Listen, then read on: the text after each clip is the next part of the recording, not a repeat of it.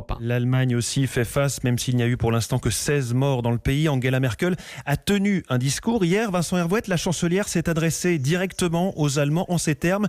Le coronavirus représente le plus grand défi que le pays ait à relever depuis la guerre.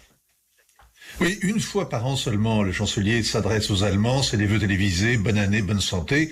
Et à Wiedersehen, depuis Hitler, l'Allemagne se méfie des discours au peuple. Helmut Kohl n'en a fait qu'un pour la réunification, Gerhard Schröder lors de la guerre en Irak, et hier soir c'était la première fois pour Angela Merkel après 15 ans au pouvoir. Même en 2008, pendant la crise financière, même en 2015 avec la crise des migrants, elle s'était contentée de conférences de presse. Alors qu'a dit Mouti hier ? Eh bien des banalités, c'est bien de se laver les mains, c'est mal de faire des stocks. Vous soulignez la rareté de l'exercice, Vincent, l'important pour Angela Merkel, c'était de montrer qu'elle tenait la barre en fait.